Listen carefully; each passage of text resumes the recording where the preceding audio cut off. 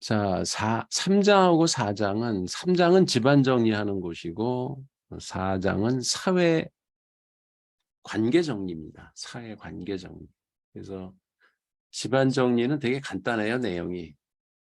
이 책이 조금 만연체로 돼 있더라고요. 음, 아, 읽다 쓸, 보니까 되게 쓸데없는 좀, 말이 너무 예, 많아요. 많아요. 음, 핵심은 몇 개 안 되고 사실은 1, 2장의 핵심은 다 나왔고 네, 그러니까. 그거를 이제 여러 가지 사례를 들어서 그 설명을 하는데 이런 걸 내가 왜 읽고 있나 하는 부분도 꽤 많더라고. 근데 이게 아마 이 저자가 약간 프랑스의 영향을 받은 것 같아요. 프랑스가 좀 주절주절 말을 많이 하는 편이거든요. 내용 핵심은 조금인데 엄청나게 그 하여튼 말을 잘해요. 프랑스 사람들이 이게 어렸을 때부터 이 언어 훈련을 많이 받아가지고 별거 아닌 것도 말을 부풀려서 말 잘하는 어, 능력을 갖고 있는 나라가 이게 프랑스 사람들인데 하여튼 그런 계열의 공부한 냄새가 나요. 이 책이 보니까. 그래서 3장을 보면 1600년대에 비해서 지금 한 500년이 지났죠. 그 사람들이 가지고 있는 물건의 수가 1000배가 넘는다는 거예요. 1600년대만 해도 집안에 가지고 있는 물건이 별로 없었어요. 근데 1600년까지 안 가도 우리 어릴 적이 아니라 내가 어릴 적 1960년대 집에 보면 시골집에 물건 진짜 별로 없었어요. 근데 지금 내 방에 보면은 막 엄청나게 그 물건이 많거든요. 그러니까 이게 정리를 하기가 힘들어지는 거죠. 점점 이 인간의 소유물이 많아져 가지고. 그래서 이걸 잘 정리해야 정신도 맑아지겠죠. 이런 잡동사니가 많으면 코르티졸, 이게 이제 코르티졸이라는 게 아까 그 변연계에서 나오는 그 스트레스성 화학 물질이에요. 코르티졸이 많이 나오면 스트레스가 올라가요. 이게 어느 정도는 코르티졸이 또 나와야 돼요. 그러니까 이게 스트레스가 우리가 나쁘다고만 볼 게 아니고 어느 정도는 스트레스가 있어야 사람이 긴장을 해가지고 일을 합니다. 근데 이제 그게 어느 수치를 넘어가면은 이제 우리 몸에 해를 끼치죠. 그래서 스트레스를 받지 않으려면 이 코르티졸 수치가 너무 높으면 안 되는 거죠. 그러니까 이 주변이 정리가 안 되면 코르티졸이 증가한대요. 그래서 만성적인 인지기능 장애가 오고 피로하고 면역력이 저하되고, 그러니까 면역력 저하라는 거는 병에 걸리기 쉽다는 얘기죠. 심하면 이제 암도 걸리는 거죠.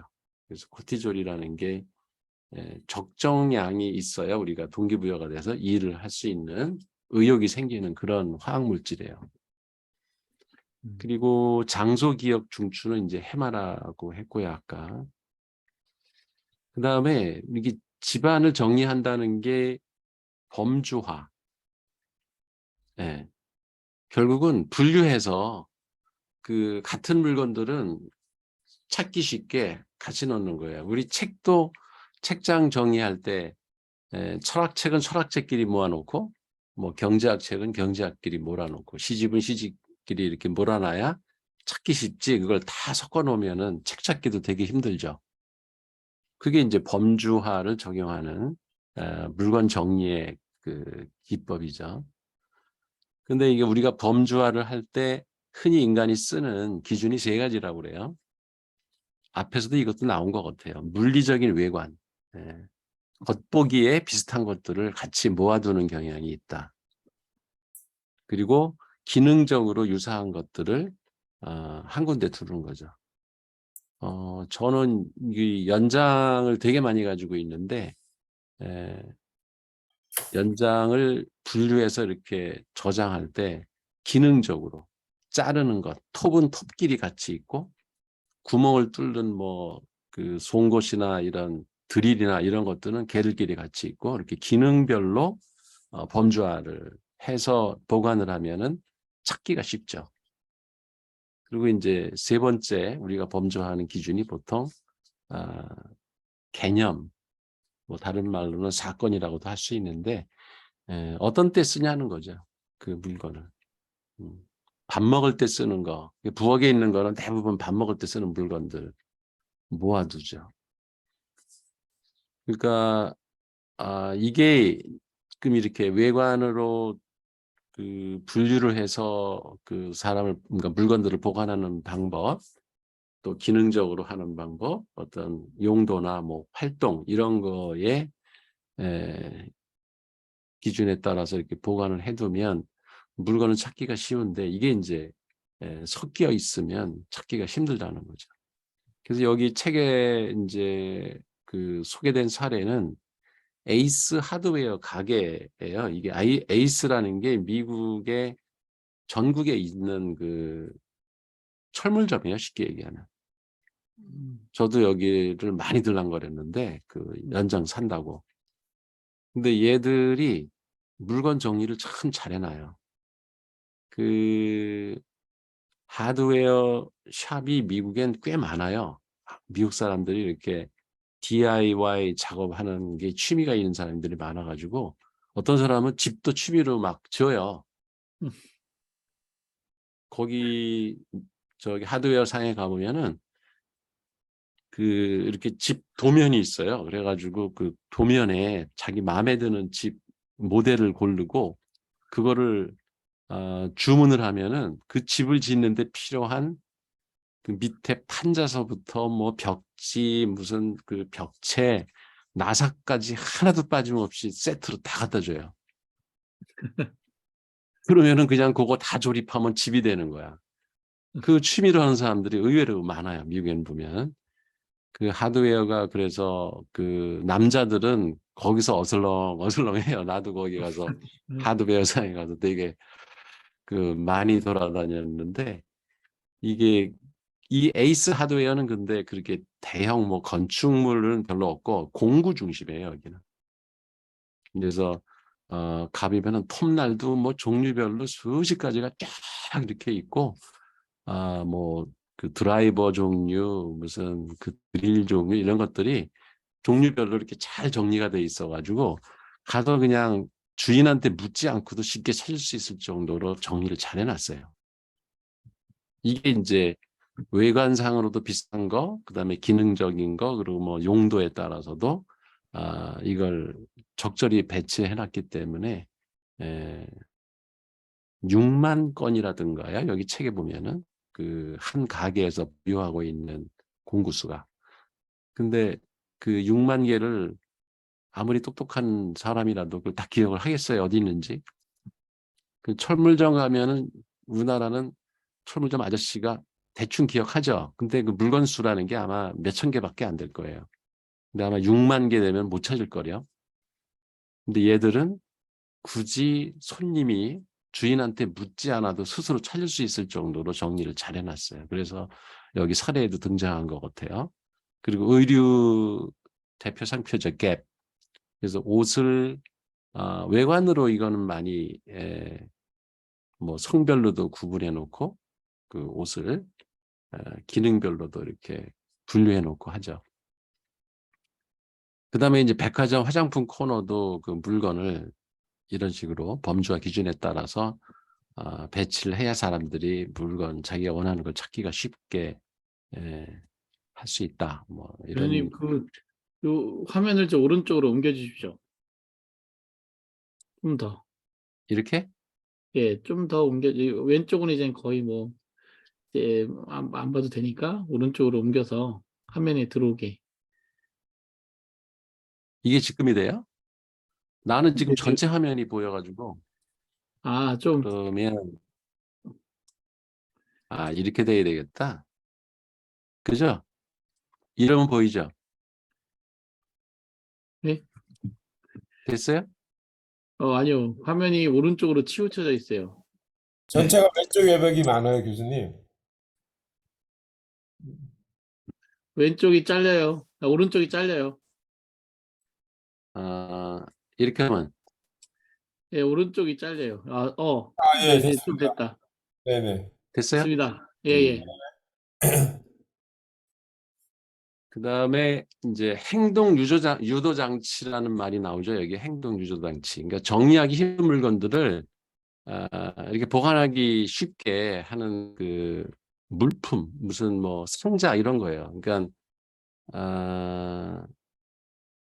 서랍 이런 거죠. 왜 저기 한약방에 가면은 약품 이렇게 분류해서 놓을 수 있도록 그런 게 하나의 행동 유도 장치에 해당하는 거죠. 공구 상자라든가 그 공구 상자 어퍼던스라고 하나만 들고 가면은 웬만한 거 다 고칠 수 있게.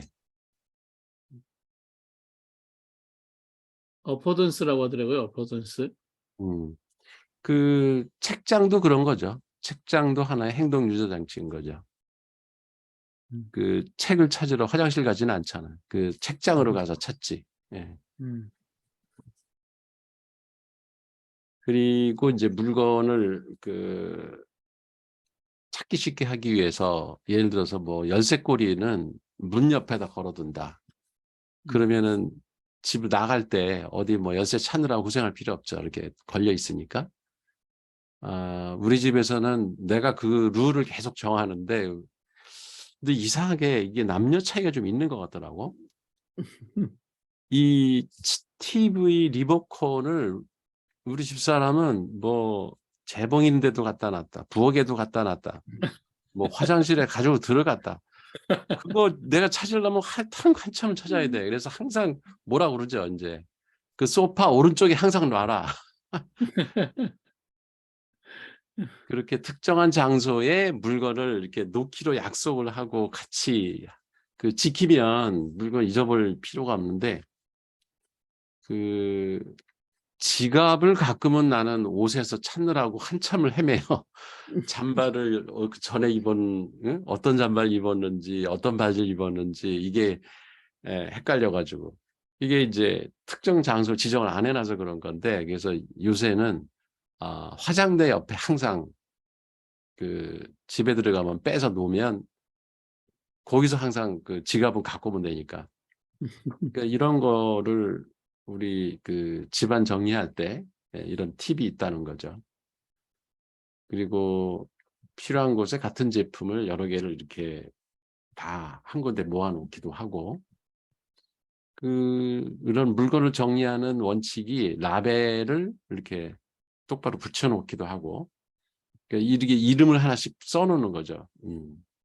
이거는 그 여자들이 잘하는 것 같아. 나는 라벨을 붙여본 적은 없는 것 같은데 우리 집사람은 뭐랄까 곡물 이런 것들을 처음에 뜯기 전에는 상표가 있는데 뜯어놓으면은 그 비닐봉지만 있어가지고 그게 뭔지를 잘 몰라요. 이게 무슨 녹두인지 뭐 이게 전부 이렇게 납작벌이처럼 물러놓은 게 있더라고. 그런 거에다 라벨을 붙여놓으니까는 찾기 쉽고 그다음에 세제에도 라벨을 이렇게 다 붙여놓더라고요. 이게 하여튼 정리하는데 하는 기법이죠. 쓰는 기법. 그 위에 분류 기준을 좀 지켜서 정리를 하고 쓸데없는 물건은 버리는 거. 근데 이 책에 보면은 정리정돈이라는 말을 썼더라고요. 네, 맞아요. 정리하고 정돈 다른 거 아시죠? 네. 네. 정리는 쓸데없는 거 버리는 게 정리고 정돈은 가지런히 있을 자리에 놓는 거를 정돈이라고 하는 겁니다. 그러니까 여기서 지금 정리는 사실은 정돈이에요. 여기서 지금 얘기하고 있는 거는 대부분 정리가 아니라 정돈입니다. 여기 불용 물건 버리는 것만 정리예요. 안 쓰는 물건 버리는 거. 그 다음에 디지털, 우리 컴퓨터에서도 이제 정보를 정돈하는 정리도 해야 되겠죠. 쓸데없는 파일들이 많이 쌓이면 다 지워버려야 되는데 우리 안 지우고 계속 컴퓨터 폴더에 자꾸 쌓이기 시작해요. 그런 거를 지워버리는 게 그게 정리고 오래된 파일들. 정도는 이제 폴더에다가 이렇게 나눠가지고 같은 종류의 파일들을 한글 파일을 모아놓고 하는 게 이제 정돈이죠. 그래서 데이터도 종류별로 별도 이거는 컴퓨터를 아예 몇 개 가지고 한 컴퓨터에는 뭐 회사 업무용 그 컴퓨터 데이터는 A 컴퓨터에 다 집어넣고 그다음에 가정에서 일어나는 일을 정리한 것들은 뭐 노트북에다가 또 따로 놓고 이런 식으로 별도의 컴퓨터에다가 데이터 종류별로 이렇게 나눠서 하는 것도 하나의 정돈하는 방법이다. 그런 얘기가 나오고 우리가 흔히 쓰는 게 이제 폴더로 구분해서 저장하죠. 그리고 이제 종이에다가 그 저장하는 방법도 있고. 그러니까 뭐 지금이야 종이를 잘 안 쓰긴 하지만 그래도 필요하면은 그 문서로 프린트를 해가지고 이렇게 폴더에다가 집어넣어서 정리하는 회사에서는 이걸 이중으로 해야 되죠. 이게 법적인 문제가 있어서 종이로도 다 보관을 하고 또 컴퓨터에도 보관을 하고 이중으로 보관하는 기관이나 이제 기업들이 많죠. 그다음에 그 아까 얘기했지만 그 멀티태스킹을 하는 그런 경우가 많잖아요. 근데 우리 뇌는 사실 컴퓨터하고 구조가 비슷해서 한 번에 한 가지 일에 집중하지 여러 가지 일을 집중하기가 쉽지 않습니다. 물론 그게 워낙 빨리 변환이 일어나기 때문에 여러 가지를 동시에 하는 것처럼 우리가 착각할 뿐이에요. 컴퓨터도 보면은 지금 나도 줌을 열어놓고 오른쪽에는 그 익스플로러 열어놓고 또 여기 싱크와이즈 또 화면 열어놓고 이렇게 여러 가지 일이 동시에 지금 화면에 펼쳐져 있거든요. 이게 이제 멀티태스킹이죠. 이렇게 되면은 사실 CPU는 한 번에 하나밖에 처리 못해요. 이게 컴퓨터에는 CPU가 하나밖에 없거든요. 뭐 슈퍼컴퓨터는 CPU가 여러 개지만 우리 일반 쓰는 노트북이나 가정용 데스크탑은 다 CPU가 하나밖에 없어요. 그러니까 CPU 하나는 한 번에 한 가지 데이터밖에 처리를 못해요. 그러니까 그게 이제 워낙 속도가 빠르니까 여러 개를 다 동시에 처리하는 것처럼 우리가 착각할 뿐이죠. 그래서 우리 뇌도 구조가 비슷하다는 거예요. 그래서 여러 개의 일을 동시에 하면은 집중력이 저하돼서 우리가 운전을 할 때 누구하고 전화를 하면 그게 이제 멀티태스킹이잖아요. 그러면 집중력이 저하되고 잘못하면 사고 위험이 있다는 거죠. 그래서 전화를 못하게 하죠, 법적으로. IQ가 마이너스 10 정도 내려간대요. IQ가 떨어진대요. 멀티태스킹을 하면은. 그리고 기억이 해마로 가야지 기억이 되는데 멀티태스킹을 하면은 바로 선조체로 가버린다는 거예요. 그러니까 선조체는 뭐하고 연결되어 있냐면 뇌관이랑 연결이 돼 있어가지고 우리 생명의 그 핵심이라고 하는 호흡, 맥박, 뭐 이런 걸 관장하는 게 그 뇌관이 하는 일인데 그 해마를 거치지 않고 바로 선조체로 가니까 동작을 일으키는 데는 도움이 되겠지만 기억에 남는 게 없다는 거죠. 여러 가지를 동시에 처리하면은.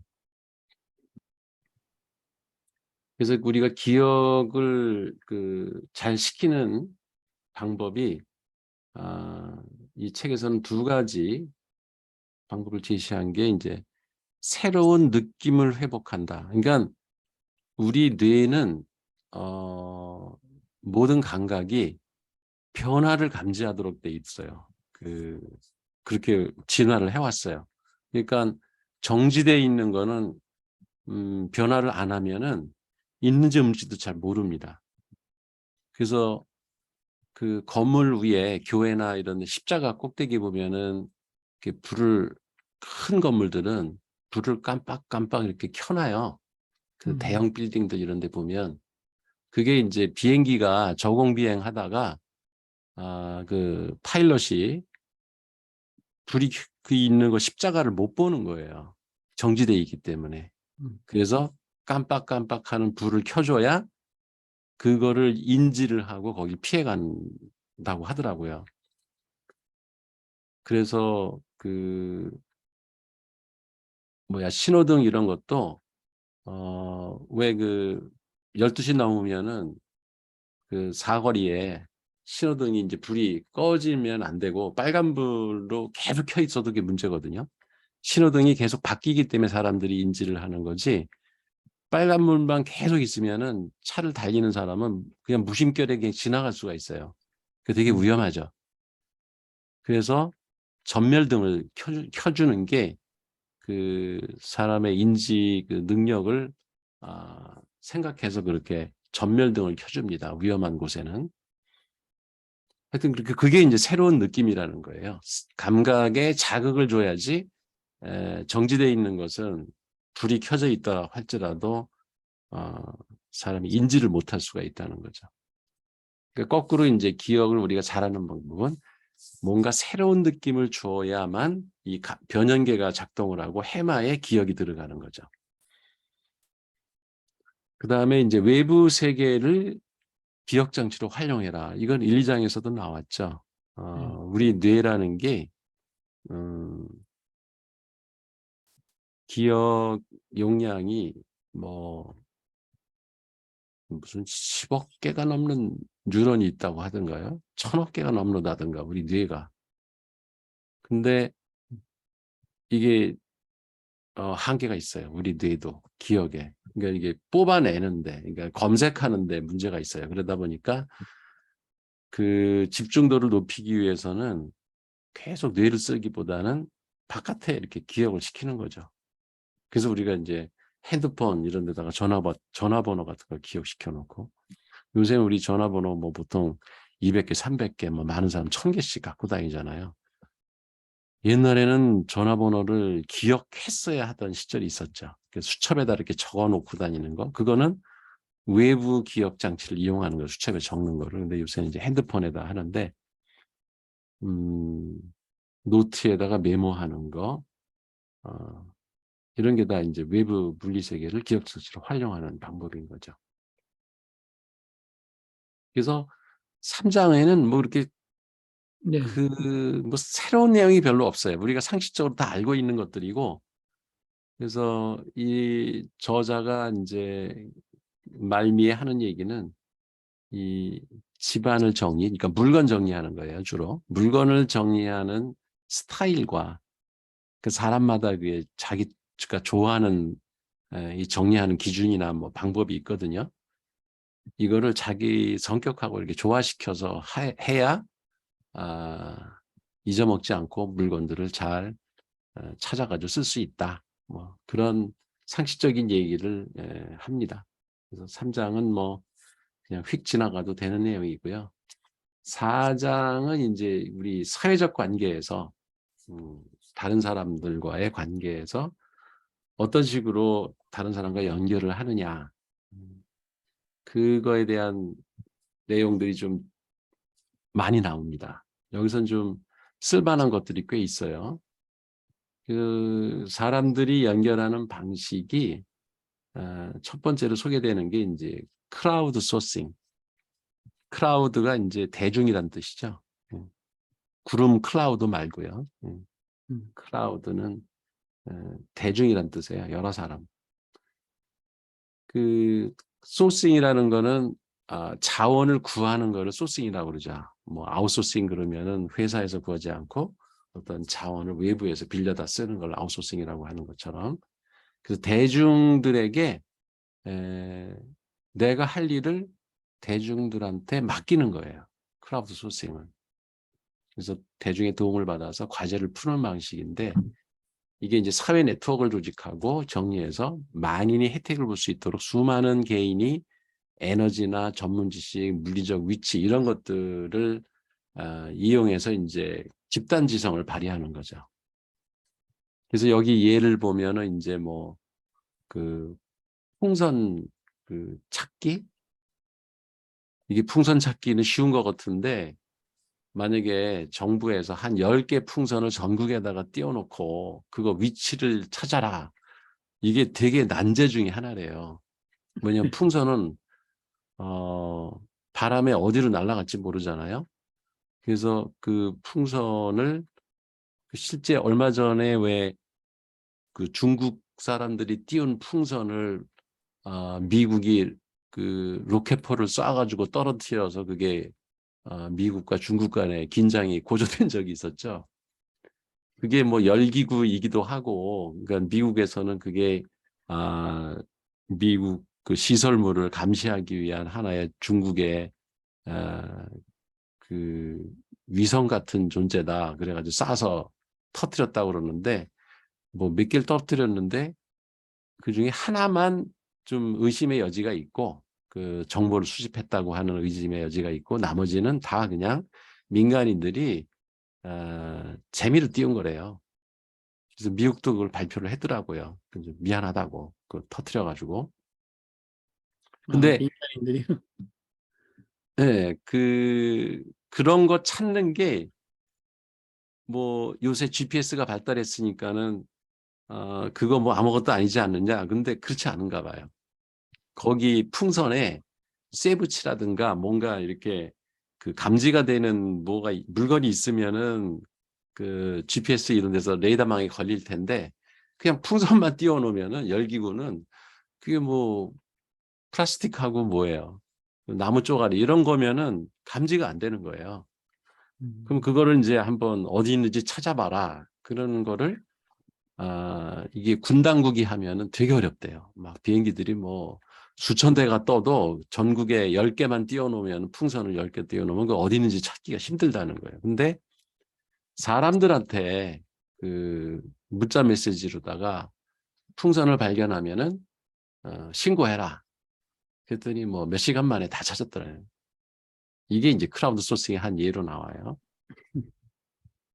그 다음에 이제 여기서는 협력 필터링이라고 했는데, 이거는 학술 용어로 한국에서 번역이 돼 있습니다. 협업 필터링입니다. 협업 필터링.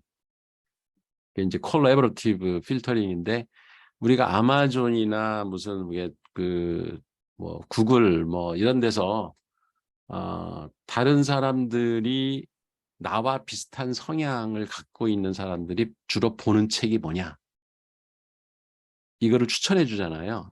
이제 요새 교보도 다 되더라고요. 예시14도 내가 무슨 책을 검색을 하면은 얘가 기억을 하고, 내가 예를 들어서 뭐 정리하는 뇌에 이 책을 샀다. 그러면은 한 소장님이 정리하는 뇌를 사고 무슨 세계의 뇌 뭐 이런 책을 또 샀다. 그러면 세계의 뇌 책이 나한테 뜨는 거예요, 화면에. 추천 알고리즘이 돌아가고 있다는 거죠. 그런 거를 협업 필터링이라고 그래요. 그러니까 여러 사람의 그 의견들이 집결이 돼서 그 대중의 지혜를 이용하는 수학 알고리즘인 거죠. 이게 하나의. 사람들의 행동에서 나타나는 그 상관관계, 서로 유사한 물건들을 찾는 거, 그게 상관관계가 생기죠. 그 다음에 동시 발생 패턴을 추적해서 해당 이용자가 좋아할 만한 것을 추천해 주는 기술. 영화도 아무 영화나 나한테 이렇게 광고가 뜨는 게 아니라, 나는 역사물을 좋아한다. 그러면은 그 다른 사람들이 역사에 관련된 영화를 본 사람이 또 이어서 본 영화, 역사에 관련된 영화를 나한테 광고로 보여주는 거예요. 바로 이렇게 뜨도록. 내 페이스북에 이게 협업 필터링이 지금 작동을 하는지, 나는 연장, 뭐 진공관 앰프 이런 거 광고만 계속 뜹니다. 네, 이런 게 이제 추천 알고리즘이죠. 추천 그렇죠? 알고리즘. 추천 알고리즘이죠.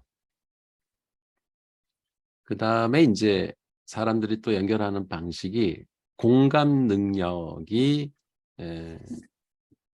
같은 사람들, 그러니까 동일한 상황이나 상호작용에 대해서 관점을 전환하면서 바라볼 수 있는 능력을 이제 우리가 공감 능력이라고 하는데, 공감의 시대인가 그런 책이 있었죠.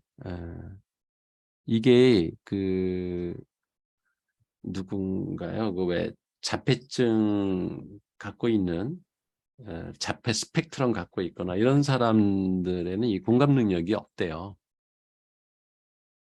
이게 이제 전전두엽 피질, 아까 얘기한 이 이마에 있는 전전두엽 피질하고 대상회라고 하는 이 전두엽하고 변연계 사이에 있는 그 기관이 있거든요. 대상회, 그 다음에 측두두정정합, 이게 이 왼쪽 머리, 뭐 이렇게 오른쪽 머리, 측두엽이라고 그러죠. 여기 양쪽. 거기 그 간에 그 연결이 돼야지 이게 공감 능력이 생긴대요. 그러니까 이게 우리는 그냥 인간이면 다 공감 능력이 있나 보다 그러는데 상당히 뇌로서는 고급 작업입니다. 이게 공감 능력이라는 게. 음, 그리고 이런 공감 능력이 뇌가 작동하는 거는 왜 그 모드가 두 가지 있다 그랬잖아요. 백일몽 모드가 있고 뭐 관리 모드 두 가지가 있다 그랬죠. 관리 모드는 우리 뇌가 명령을 내려서 어떤 주의를 주도록 어떤 특정한 행동이나 어떤 일에 관심을 기울이게 하는 게 이제 관리 모드고, 이 백일몽 모드는 멍 때리는 상태. 예. 그러니까 이 공감 능력은 일종의 이게 멍 때리는 상태와 비슷한 거예요.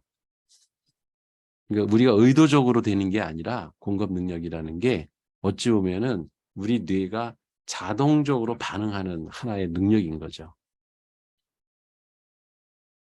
야, 근데 이제 여기 재밌는 말이 문학 소설을 읽는 사람들이 공감 능력이 뛰어나대요. 이런 논픽션이나 소설, 역사물 이런 거 보는 사람보다 여러분도 한번 스스로 판단해 보세요. 뉴스나 공감. 논픽션 이런 거를 주로 보는 사람들은 공감 능력이 문학 소설 이런 거 좋아하는 사람보다는 좀 떨어진다고 그래요. 내가 그런 공감 능력이 떨어지는 것 같아요. 아니, 그 개연성을 믿지 않잖아요. 네. 소설이나 이런 걸 많이 봐야지 뭔가 상대방의 마음이 이게 읽혀지는데 모르겠어요, 저도. 사실 이 독서 매니아들이 보면 특히 학술적 독서 좋아하고 막 이렇게 공부 좋아하는 사람들이 되게 소설류를 잘 안 보거든요. 저도 그 중에 하나인데, 저도 그래요. 제가 소설 이, 아닙니다. 근데 이 문학 소설이라는 게 구조가 아주 복잡하다네요. 이 책에 보면 그 인간관계를 복선을 깔고 다 묘사를 해야 되기 때문에, 그래서 그 소설 안에 나오는 등장인물들의 캐릭터를 이해하고 그들 간의 관계 설정, 이야기 스토리 전개 이거를 다 이해하면서 읽으려면은 뇌가 되게 복잡한가 봐요. 근데 이거 드라마 좋아하는 사람과 같이 일맥상통한 거 아닌가요? 드라마 그 근데 이제 주의 집중 면에서는 좀 드라마보다는 소설이 더 그 뇌를 더 활성화시키죠. 음, 드라마는 그냥 이렇게 피동적으로 이렇게 보고 앉아 있는 건데 화면이 전개되는 걸 그냥 보고 있으니까, 물론 이제 거기서 스토리 전개를 이해하려면 머리가 좀 돌아가긴 해야 되겠지. 근데 소설만큼은 그렇게 치밀하게 뇌가 작용을 안 하는 것 같더라고. 요즘 화제 이게 한때 한참 했던 건데 며느라기라는 네. 드라마 다 보시나요? 며느라기? 나는 그게 있는지도 모르겠어요. 요새는 뭐 더 글로리 뭐 이런 게 저기 뭐야 예, 이종필 박사가 되게 많이 좋아하더만 이 저 드라마를. 예, 근데 근데 그 양반이 뇌가 되게 복잡한 것 같아요, 구조가. 하여튼 그 고부 갈등을 그린 거거든요. 예, 과거 그 하고 며느라기 흰식 며느리의 어떤 그 고부인데 며느라기. 그, 예, 그런 어떤 얘기가 그 사실 우리 입장에서는 저럴 수가 있나라고 저런 생각 왜 저러지라고 하는데 막상 들어보면 공감이 되는 음, 이런 어떤 좀 좋은 드라마를 봐야 되는데 맨날 막장 드라마 보니까 하여튼 인간관계에서 사람들 간의 관계를 잘 유지하는데 공감 능력이 중요하다. 이건 뭐 우리가 이미 알고 있는 얘기죠. 예. 그 공감 능력을 키우려면은 소설을 좀 읽어라. 예. 그 다음에 인간의 그 사회적 관계라는 것이 그러니까 긍정적인 영향이라는 게 호혜, 서로 혜택을 주고, 그러니까 사람이 만날 때는 내가 뭔가 다른 사람한테 제공하는 게 있고 그 사람부터 뭐가 받는 게 있을 때 인간관계에는 잘 유지가 되죠. 그죠? 주고받는 게 있을 때 이게 호혜라는 거고, 이타심, 다른 사람을 이렇게 먼저 배려하고 그 사람을 위해서 뭔가 해주려고 하고 이러면 인간관계가 좋아지죠. 그 다음에 또 육체적으로 이렇게 끌리는 매력이 있어야 이건 뭐 남녀 관계뿐만 아니라 같은 성별에서도 육체적 매력이 인간관계에 영향을 미치는 것 같아요. 그 다음에 이제 뭐 출산 등의 습관을 기초로 이 인간 사회적 관계가 형성이 된다고 그래요. 그 다음에 이제 안 좋은 인간관계에서 안 좋은 부산물이라는 게 경쟁을 이제 사람을 만나면 은근히 왜 경쟁, 질투 이런 걸 느끼게 되고 상대방을 의심하고 상대방의 한 말에 대해서 오늘 등산하면서 의심을 되게 많이 했는데 어떤 사람을 만나가지고 맨발로 걷는다고 하는데 저 사람이 과연 그 정도 공력을 갖고 맨발로 걷는 사람인가라는 의심부터 시작을 해가지고 한참 우리 재밌게 얘기를 했는데 사람을 만나면 저런 게 본능이래요, 본능. 인간이 다른 사람을 의심하는 게 본능이랍니다. 아, 네. 그리고 정서적으로 상처를 서로 주고받을 수 있고 이게 다 이제 부산물들이죠. 별로 안 좋은 인간관계가 형성됐을 때. 그러니까 이런 것들은 이 불쾌한 부산물은 사람을 안 만나면 이런 일이 없어요. 근데 만나면 경쟁심이라는 게 생기고 질투심도 생기고 의심하게 되고 정서적으로 상처를 받을 수도 있고 또 사회적으로 서로 비교하면서 네가 높네 내가 낮네 뭐 너는 박사네 뭐 너는 하층민이네 하고 이렇게 지위 가지고 또 은근히 신경전을 벌이기도 하고 이런 게 이제 인간관계에서 생기는 하나의 불쾌한 부산물들이라는 거죠. 이 개인화된 복잡한 사회에서 개인화됐다는 게 그러니까 한 3, 400년 전만 해도 가족들이 서양 세계에서 한 집안에서 다 모여 살았다는 거예요. 1600년대. 한 근데 방역, 한 한 공간. 방에서 서양도 예. 그랬대요. 그, 우리 뭐 그거 1060년대 그랬어요. 우리 시골집에서 살 때 우리가 아랫목부터 6남매인데 6남매하고 할머니하고 아버지 어머니 해가지고 9명이 안방에서 다 잤어. 겨울엔 추우니까. 그쵸. 불 떼고, 그쵸?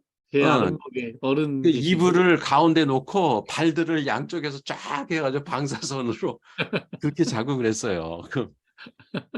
근데 지금은 그런 집 없고 뭐그 핵가족 하면서 4명 아들, 딸, 엄마, 아빠 이렇게 4명이 사는 가족의 일반적인 형태가 한 80년대, 90년대 흔한 가족의 모습이었다면 지금은 거의 뭐 3분의 1 이상이 혼자 독거, 노인, 또 개인들도 청년, 결혼 안 하고 50까지 사는 사람들 뭐 이런 사람들이 흔하죠, 지금. 그게 이제 개인화됐어요. 그 생활 패턴이. 그런 사회에서 인간관계는 복잡해졌고, 여기서 유대관계를 맺는 방법이 기억을 외부화하는, 아까도 기억의 외부화가 나왔었죠.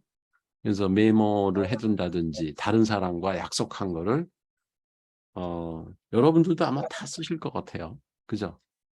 메모도 하고 그 다음에 칼렌더에다가 입력도 해놓고 저도 무슨 약속 생기면 바로 핸드폰에다가 칼렌더에 입력해놔요. 그렇지 않으면 잊어먹더라고. 이게 관계가 복잡해져서 그런지. 그리고 이제 저도 알림 설정 기능.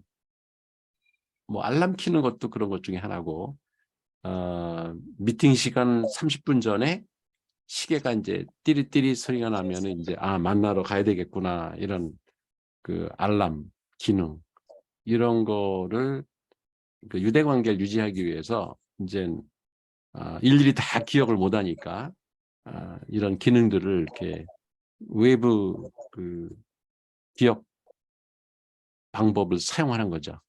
휴대전화에 기록을 해놓는다든지 아직도 이제 이렇게 3 곱하기 5, 3cm, 5cm 그런 조그만 카드를 이용해서 이렇게 기업에 있는 사람들은 아직도 그거 쓰는 것 같더라고요.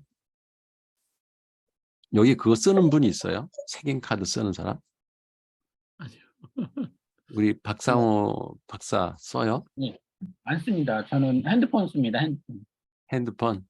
예, 제 핸드폰에 해야 할 일, 네, 대부분 핸드폰에 핸드폰 메모장. 쓰죠? 예, 메모장. 해야 할 카드다. 일. 예.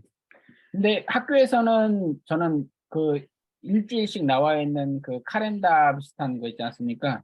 예. 예, 그게 아주 유용하더라고요. 저는 학교에 업무 볼 때 개인적인 거 조금씩 이렇게 다르게 하고 있어요. 여기서 나와 있듯이.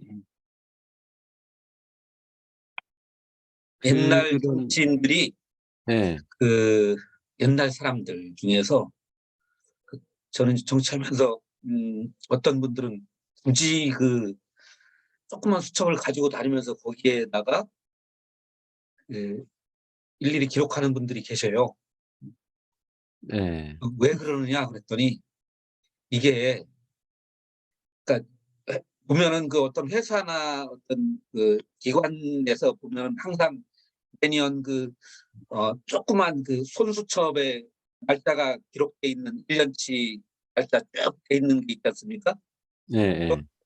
저에다 기록을 하더라고요. 왜 그러냐고 그랬더니 다이어리. 네, 다이어리죠. 조그만. 그랬더니 이게 이 디지털화 시켜 놓으면은 나중에 그 보안이 다 털려서 아, 오히려 수첩이 뺏기기 편한데. 그것만 파기하면 되니까. 그거는 예, 디지털은 이 저장돼 있는 서버가 있잖아요. 그러니까 예를 들어 네이버 캘린더다. 예. 그러면 네이버 아, 캘린더는 그렇지. 네이버를 해킹당할 수 있지.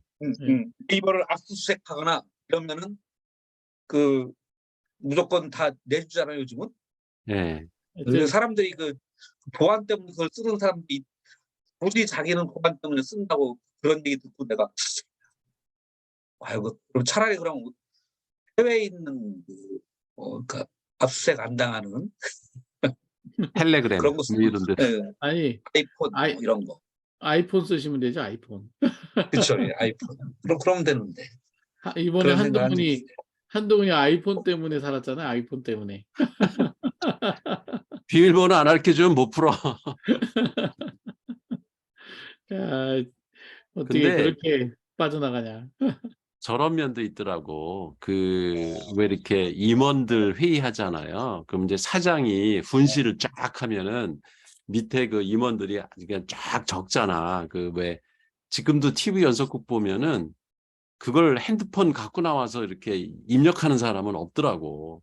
다 그 업무 수첩 갖고 나와가지고 뭘 적는 척을 해.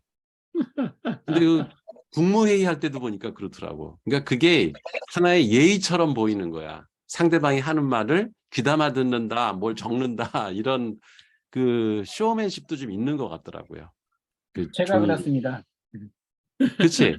네, 총장님이나 이렇게 뵈러 갈 때는 2020년 된 다이어리 그냥 다이어리라도 그냥 갖고 가서 볼펜하고 갖고 가서 적지가 아유. 않지만 보여줍니다. 음. 아, 난 요즘엔 근데 노트북 들고 가는데. 예전에 박근혜 탄핵 때 그 안종범이 적은 그 다이어리가 결정적인 증거가 됐지 않습니까? 그렇죠. 적는 것도 봅니다. 네. 김기춘이가 또 그렇게 써놓은 게 또 다 나중에 증거가 됐죠. 그렇죠. 예, 예. 네. 그래서 문제야. 한비찬 소장은 아이패드 들고 다니던데 보니까. 그지? 네. 하여튼 그 사람마다 자기 그 취향에 맞게 이렇게 외부 기억 장치를 이용하는 게 어쨌든 이게 인간관계를 맺는 하나의 그게 수단이라는 거예요. 맞는 것 같아요. 거기까지 우리가 생각을 못 했었는데. 그러니까 이렇게 사회 그 네트워크를 갖는 거, 다른 사람과의 인과관계를 갖는 거, 이게 그러니까 생물학적으로 우리가 살기 위해서 필요하다는 거예요. 다른 사람과 어떤 이렇게 인간관계를 맺는 게 거기서 자기의 포지션, 그 위치를 파악하고 사회적 지위를 관찰하는 데도 도움이 되고요. 이게 이제 사회적 네트워크를 가지면 다른 사람들하고 교류를 하면은 이 전전두엽 피질이 계속 작동을 한대요. 근데 혼자 있으면 이 전전두엽이 잘 안 움직인다는 거예요. 음. 그래서 인간관계를 계속 유지하는 게 되게 중요하다는 얘기를 합니다. 중요하네요. 네. 그래서 그 아까도 설명했지만 그 변연계에 있는 편도체, 이게 두려운 감정을 담당하잖아요. 이게 편도체라는 게. 이거에 대한 우리나라 국내 유명한 연구가 있어요. 조장희 박사인가? 어디야, 저기. 지금은 경원대로 갔는데, 그 전에 가천의대 교수였어요. 그 조장희 박사가. 그 사람이 국내에서는, 국내뿐 아니라 전 세계에서 이 자기공명장치 그 촬영법의 기술은 거의 전 세계 최고 수준이라고 그래요. 그러니까 우리나라 뇌과학자 중에서는 꽤 유명한 분이죠. 이분이 이제 연구한 자료가 있는데 뭘 연구했냐면 대구 그 참사 때 거기서 이제 현장을 목격한 사람들, 그러니까 죽은 사람들이야 뭐 뇌가 없으니까 어떻게 알 수가 없고 그 참사를 현장에서 목격한 사람들, 아마 지금 저기도 누군가 연구하고 있을 것 같아요. 그 이태원 참사 때도 거기서 그걸 목격한 사람들이 있어요. 어떤 사람들은 옥상에서 본 사람들도 있고 그 장면을. 이런 사람들이 이 편도체가 찌그러져 있대요. 그러니까 우연히 이 뇌 그 사진을 찍어가지고 그 현장에 있었던 사람들의 대구 참사를 보기 전에 사진하고 그 편도체에 대한 사진하고 그 참사를 보고 나서 한동안 기간이 지난 후에 찍은 사진하고 이렇게 비교한 사진을 그러니까 보여주더라고요. 이렇게 파워포인트로. 근데 확실히 사이즈가 줄어져 있어요. 트라우마인가요? 트라우마? 트라우마죠. 근데 우리 뇌에서, 그러니까 해마도 그게 줄어든대요. 해마도. 그래서 아이들한테 시체를 보여주지 말라고 한다든지, 그 무서운 장면 이런 거, 호러 무비 이런 거를 안 보여주는 게 좋다고 그래요. 어린아이들한테는. 뇌가 이제 성장을 하고 있는 아이들. 뭐 어른들이야 이미 다 컸기 때문에. 근데도 어른도 해마가 줄어든대요. 이 무서운 그 경험을 하면은. 그게 반복이 되면 기억을 못 하는 거예요. 치매가 빨리 오겠죠. 그리고 우리 뇌에서 유일하게 그 세포가 나이가 들어서도 계속 뇌세포가 발생하는, 그러니까 생기는 곳이 이 해마라고 그래요. 그래서 이 해마하고 편도체하고 되게 붙어 있어요. 이게 변연계 같이. 이 편도체를 다치면 무서운 걸 몰라요. 그래서 쥐에서 편도체를 띄면 고양이한테 덤빈대요. 그러니까 피해야지 먹고 사는데 바보같이 자기보다 훨씬 무서운 적 앞에서 겁대갈 없이 덤비는 거예요. 이게. 그러니까 생명에 이건 필수적인 거죠. 이 편도체가 있는 게.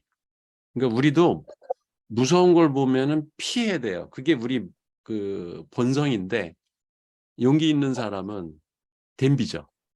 이제 그러니까 그 경가 같은 사람한테는 도망가야 돼요. 거기 앞에서 데모하면은 자기 생명이 사실 위험한 거예요. 생물학적 본능으로 보면은 검사 보면 도망가야지 정상이에요. 근데 인간이기 때문에 거기서 이제 용기 있게 싸우고 촛불 시위하고 이제 그러는 거죠. 아무튼 이 편도체를 비롯해서 이 뇌 그 변연계 안에 있는 그 기관들이 이 감정 중추를 활성화해서 공감 능력을 발휘한다든지 뭐 측은지심 같은 걸 느껴서 불쌍한 걸 보면은 도와주려고 한다든지 그런 게 이제 인간 그 관계에서 되게 중요한 역할을 하는 거죠. 이 감정이라고 하는 게. 그리고 이제 전두엽. 이 전두엽은 충동을 통제하고 이게 사령관이나 똑같아요. 그 기업의 CEO가 이 전두엽 역할을 하는 거죠. 회사에서는. 그 부정적인 감정 이런 걸 조절하게 도와주고 계획을 할 수 있게 미래를 예측하고 이런 거가 이제 다 전두엽에서 하는 거고요. 이 전두엽은 주로 담당하는 게 이제 관리자 주의 모드. 이게 사령탑이에요. 보통 이성에 의한 어떤 판단으로 그 우리가 의사결정을 하고 어떤 명령을 내리고 미래를 계획하고 뭐 이러는 건 다 전두엽에서 일어나는 일이고 이게 결국 관리자주의 모드에서 작동하는 우리 뇌의 영역인 거죠. 그 다음에 이제 분산 기억, 그러니까 기억을 내가 외부 장치에다가 이렇게 저장도 하지만 다른 사람을 내 외부 장치를 기억 장치를 쓰는 거예요. 이 부부인 사람은 나도 그거를 많이 하려고 하는데 내가 무슨 얘기를 하다 생각이 안 나. 그럼 우리 집사람한테 이렇게 딱 쳐다보면은 알고 대답을 딱 답을 줘요. 그래서 그 단어를 생각하게 해주고. 그러니까 우리가 좋은 친구를 많이 옆에 갖고 있으면은 이 외부 기억 장치를 많이 갖고 있어서 기억을 분산시킬 수가 있어요. 근데 외로운 사람은 혼자 다 기억하고 뭐 노트북을 찾든지 이래가면서 대화를 해야 되는데 그 좋은 친구를 옆에 많이 둔 사람은 같이 이렇게 토론이나 할 때 눈짓만 뻥끗해도 상대방이 내가 말 잘 못하고 기억 못하는 거를 탁탁 단어를 제시해 주는 사람이 있으면 참 얘기하기 편하죠. 그죠? 여러분 그런 느낌 많이 했을 거예요. 그러니까 이것도 하나의 인간관계를 좋게 하는 하나의 기제인 거죠. 이게. 그래서 여기 보면은 사회적 고립은 이렇게 보이죠? 사회적 고립은 흡연보다 더 심각한 심장마비와 사망 위험의 요인이 된다. 그러니까 네트워크가 없는 사람은 인간관계를 잘 형성하지 못한 사람은 되게 그 코티졸 같은 그 스트레스 이런 기제에 되게 약하다는 거예요. 취약해서 병도 잘 걸리고 치매나 이런 거 걸릴 확률도 높고 사망 위험에 이르기도 쉽다. 그러니까 주변에 좋은 사람들 많이 거느리고 사십시오. 그래야 그러니까 사회적 관계뿐만 아니라 우리 생명에도 상당히 도움을 준다는 이런 연구 결과가 있다. 이런 얘기가 여기 나옵니다. 그러니까 이렇게 일요일 날 이렇게 모여서 공부하는 거 이게 되게 좋은 거예요. 그리고 같이 얘기하고 좋죠. 네. 즐겁게 사는 방법인 것 같습니다. 건강하게 사는 방법이에요. 이게 육체적으로도 우리 정신의 그 화학 물질 작용이라는 게 결국 우리 신체 건강에 영향을 미치기 때문에 정신이 건전하고 행복하고 즐거우면 몸도 가뿐하고 그 스트레스도 없고 그러니까 몸 상태도 좋고 면역력도 증강이 되고 여러 가지 좋은 점이 있습니다. 그래서 말 통하는 사람들하고 자주 대화하고 맥주도 한잔하고 이러는 게 되게 좋은 거죠. 그리고 이제 온라인 상호작용이라는 게 대면 접촉을 대신하는 수단으로 이해하기보다는 우리가 이제 뭐 지금 페이스북 이런 거 많이 하잖아요. 이게 온라인 상호작용인데 이게 단순히 대면 접촉을 대신하는 수단으로 이용하기보다는 이게 보조적인 역할에 그치도록 해야 된다는 거죠. 무슨 얘기냐면 페이스북에서만 말장난하고 타이핑하고 사람은 만나서 이게 교류가 없고 이런 사람들이 있어요. 그 게임하는 사람들도 그런 사람들이 대구에서 누가 청년애가 3일 동안 게임하다 죽었다 뭐 이런 뉴스는 한번 나온 적이 있어요. 이게 착각을 한다는 거예요, 사람들이. 그 페이스북이나 뭐 트위터나 뭐 인스타그램 이런 거 가지고 거기서 다른 사람이랑 메시지를 주고받으면은 네트워크에 자기가 들어가서 다른 사람과 교류하고 있다고 착각을 한대요. 근데 이게 위험하다는 거죠, 그게.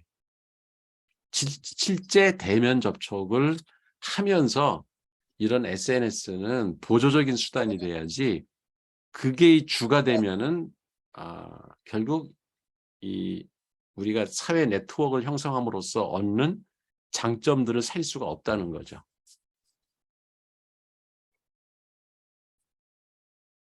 그렇다고 페이스북 하지 말라는 게 아니라 오히려 그게 대면 접촉을 촉진하는 역할을 하면은 되게 긍정적인 거죠.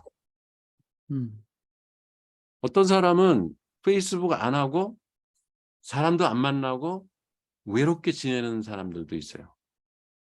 인간관계가 되게 몇 명 안 되고 만나는 사람이 건강한테는 별로 안 좋은 거죠. 그게 정신적으로도 그렇고 육체적으로도 그렇고. 근데 오히려 그런 SNS 활동을 하면서 사람들하고 교류하고 그리고 뭐 얘기하다가 답답하면은 맥주 한잔 하자 그리고 또 가서 한번 이야기도 하고 뭐 등산도 같이 가고 이렇게 이걸 그 하나의 대면 접촉을 하기 위한 매개체로 활용하면은 SNS는 상당히 잘 활용하는 거다. 이제 그런 얘기인 거죠, 이게. 그리고 친밀한 관계라는 거는 행복감 그리고 정서적 안녕에 가장 큰 영향을 미치는 이게 예측 변수다. 주변에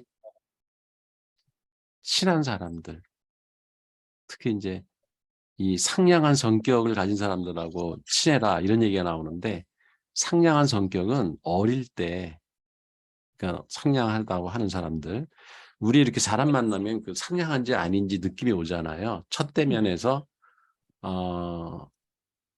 되게 얼굴이 이렇게 경직돼 있는 사람 이런 사람은 인사는 했지만 별로 이렇게 정이 안 가죠. 같이 또 만나고 싶은 생각도 없고.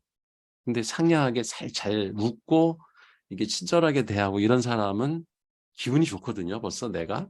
그러니까 이런 사람은 자주 만나도 뭐 기분이 좋고 그 다음에 또 만나고 싶은 생각이 들고. 상냥하다고 우리가 느낌을 받는 사람은 뭐 어디서 누가 술자리에서 나오라고 그러는데 거기 누구 있어? 이렇게 물어보잖아. 근데 거기 상냥한 사람이 대부분 있으면은 가고 싶은데 그 상냥하지 않은 사람들만 앉아 있으면은 가고 싶지 않더라고. 그게 본능적으로 우리는 그런 그 거부 본능이 있나 봐요. 그런 게.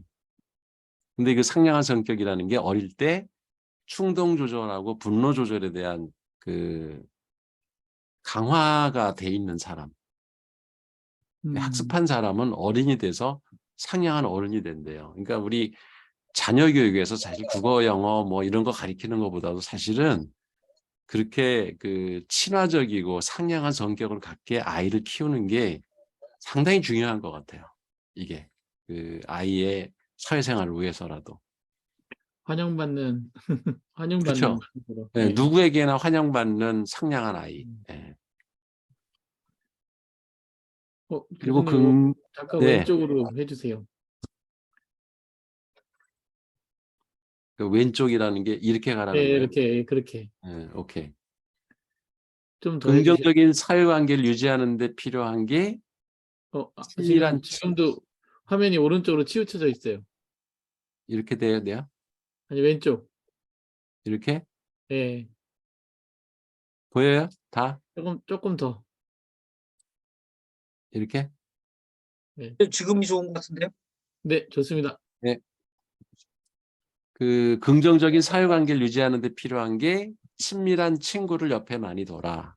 상냥한 친구, 상냥한 배우자. 상냥한 배우자. 이거는 좀 마음대로 안 되죠.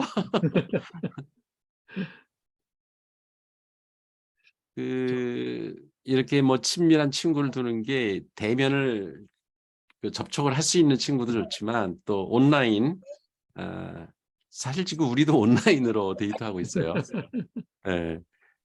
이게 온라인 데이트해서 만나는 미국인들이 3분의 1이 넘는데요, 지금.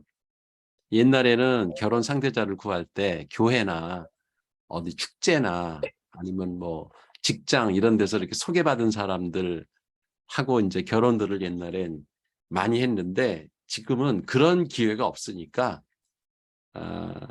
그리고 다 개인화돼 가지고 혼자 살고 막 이러니까 직장 생활도 바쁘잖아요. 그러니까 만날 기회가 별로 없는 거예요. 근데 이제 패턴이 바뀐 거죠.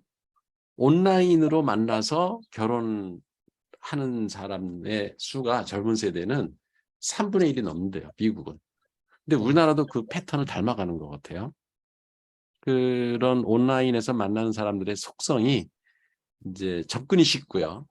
그죠? 뭐 인터넷에 들어가면 그냥 있으니까. 그리고 소통이 되게 활발하게 상대방에 대해서 자유롭게 물어볼 수 있는 분위기가 대면보다는 낫다는 거죠.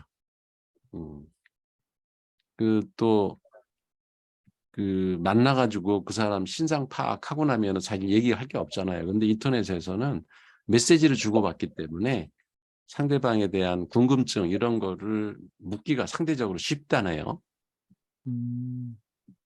그리고 짝을 옛날보다는 대면으로 할 때보다는 자기 마음에 드는 사람을 선별할 확률이 높아진대요. 근데 왜 이혼이 늘어나는지는 모르겠는데 그 얘기 적이 없어요. 그러면서 이제 비동시성이라는 거는 메시지가 지연되게 전달이 된다는 거죠. 그 바로 온라인으로 실시간 대화도 하지만 메시지를 남겨놓으면은 받고도 씹을 수도 있고 참 생각한 다음에 그 다음날 답할 수도 있고 이제 그런 특징이 좀 있다는 거예요. 그래서 옛날처럼 꼭 직접 대면에서 만나야지만 대화할 때보다는 이 메시지 소통 방식도 좀 바뀌었다. 그래서 온라인 데이트라는 것이 사람들이 만나는 새로운 통로가 지금 되고 있다. 그런 거고요. 그 다음에 이제 긍정적인 사회관계를 유지하는 데 필요한 게 자기 판단력이 필요하다. 그게 뭐냐면 독자적으로 생각해서 자기만의 결론을 낼 수 있는 능력 이런 게 있어야 긍정적으로 사회관계를 형성할 수 있는 사람이 된다는 거죠. 그 다음에 이제 사회관계를 또 만드는 방법 중에 하나가 이제 간접 화행. 이 간접 화행이라는 게 화행이 스피치 액트를 한자로 쓴 거더라고요. 화가 스피치고 말하는 거고 액트가 행동. 예. 그래서 어떤 의사를 전달하려고 그럴 때 직접 직설적으로 얘기하는 게 아니라 은유적으로 표현하거나 한 소장님이 뭐 은유를 어떻게 하는 책이 있었죠? 왜? 그 제목이 뭐였죠? 은유의 시간? 은유의 시간? 금방 잊어버려. 그래서 뭐 은유 뭐 이건 관련된 책들도 많이 나와 있어요. 그 은유라는 게 시인들이 주로 말하는 방식이죠. 은유를 많이 쓰죠. 대놓고 얘기하는 게 아니라 그 숨겨져 있는 뜻을 이렇게 간접적으로 드러내려고 할 때, 그 되게 이제 풍자 뭐 이런 거, 뭐 정치인을 그 욕할 때 대놓고 하면은 그 옛날에는 저기 안기부에 끌려가고 그러니까 그 풍자적으로다가 이렇게 욕을 하고 비난을 하고 그런 게 있죠. 어쨌든 이게 하나의 간접 화행이라는 게 이 사회 관계를 유지하는데 많이 쓰인다는 거예요. 그 사람들과 대립을 피하면서도 뭔가 조심스럽게 메시지를 전달하는 방식, 이걸 이제 간접 화행이라고 하는데 이 자폐 스펙트럼 장애에 있는 사람은 저번에 그 무슨 여자 변호사 연속극 있었죠. 우영우요? 우영우. 그 우영우 주인공이 이제 자폐 스펙트럼 장애가 있는 캐릭터인데 이 간접 화행을 이해를 못한대요. 이게 은유적으로 표현해 놓으면은 직설적으로 얘기를 해야지 빗대어서 얘기하거나 그 뒤에 복선을 깔고 얘기하는 건 못 알아듣는데요.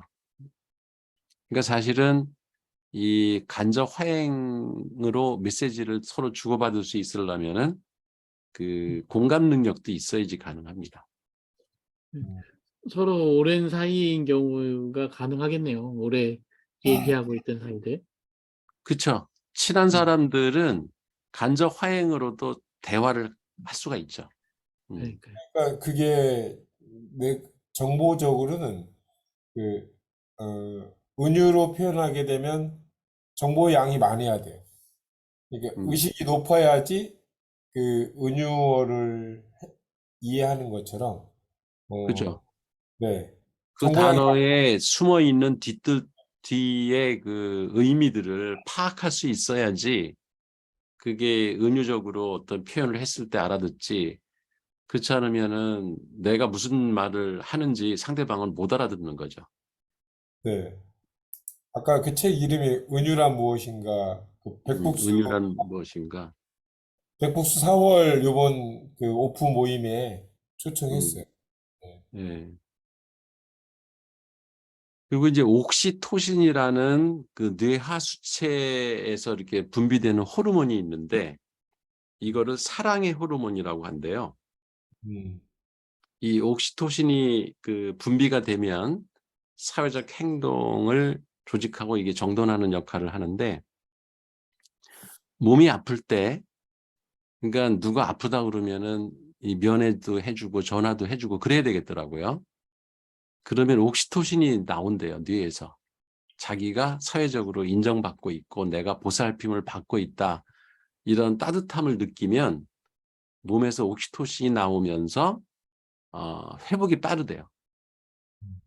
그러니까 페이스북에서라도 누가 아프다 그러면 그 빨리 완쾌를 바랍니다. 뭐 잘 참아내세요. 뭐 이런 이렇게 격려의 말들이 실제 도움이 된다는 거예요. 그런 게. 음.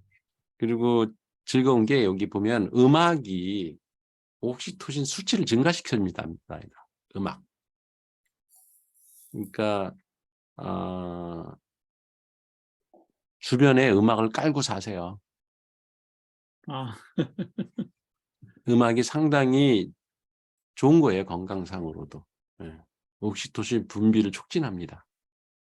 음악 감상을 하면. 한 네. 소장님은 체험하죠? 아, 네. 예.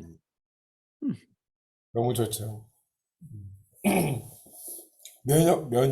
천연 면역, 생선제.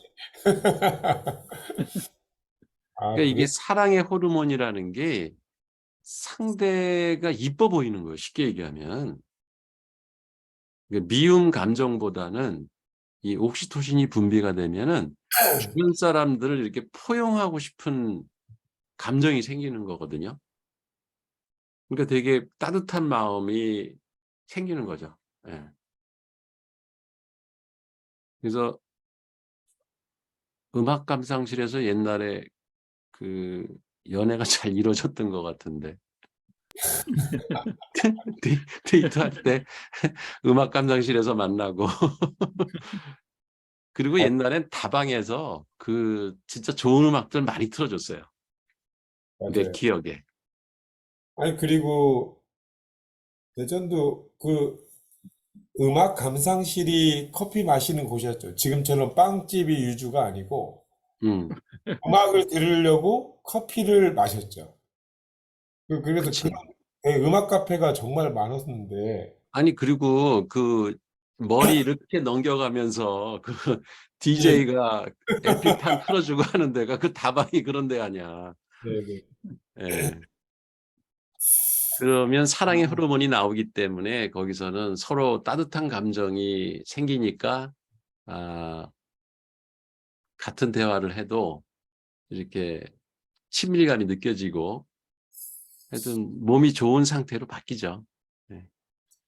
아, 뇌과학적으로 가만히 생각해보면 다시 이제 그 음악 카페가 복고가 되지 않을까. 이제 지금 먹는 거로 지금 계속 커피가 가지만 결국에는 또 음악 카페가 가지 않을까요? 그리고 음악도 아까 우리 그 별 베이커리에서 나온 음악이 너무 시끄럽더라고. 그게 그쵸. 좀, 예, 그 좋은 음악이 나와야 되는데, 맞아요. 그리고 앰프도 좋아야 돼요.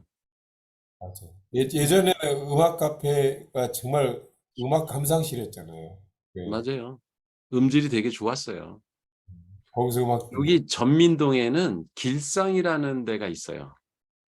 길, 우리 한번 거기 가봅시다. 아, 길상이라고 약간 반지한데, 거기가 징용관 앰프로다가 그 주인이 좀 고급져. 취미가. 그래가지고 음악을 잔잔하게 잘 깔아주더라고요. 거기가 이탈리안 푸드 레스토랑이라서 난 이탈리아 음식을 별로 안 좋아해서 잘 안 가는데, 하여튼 음악은 거기가 되게 좋아요. 그 음질이. 징용관 앰프 좋은 걸 갖다 놓고 하더라고. 다음 주 음. 음악 들으러 이탈리안 음식 먹어야겠네. 네. 재밌어. 그거와 비슷한, 그러니까 옥시토신과 비슷한 역할을 하는 우리 뇌에서 분비되는 또 물질이 아르기닌, 바소프레신. 음. 이게 이제 일종의 단백질인데, 이거는 소속감이나 사교성, 그다음에 그 사랑의 감정, 이런 것들을 조절하는 물질이래요. 이게 우리 뇌에서 분비가 된다고 합니다. 바소프레신. 이거를 여기 뭐 책에 보면은 무슨 일부 다처제 성향을 가진 동물들을, 원숭이인가 이 주사를 놓으면은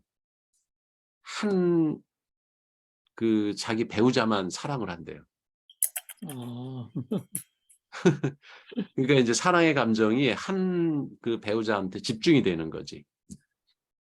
그래서 바람 피는 사람들한테는 이 바소프레신을 주사를 놔야 바람 안 어, 피고 자기 마누라한테만. 그게 되게 화학적인 그거네요. 그렇죠. 화학적 치료제죠, 일종의.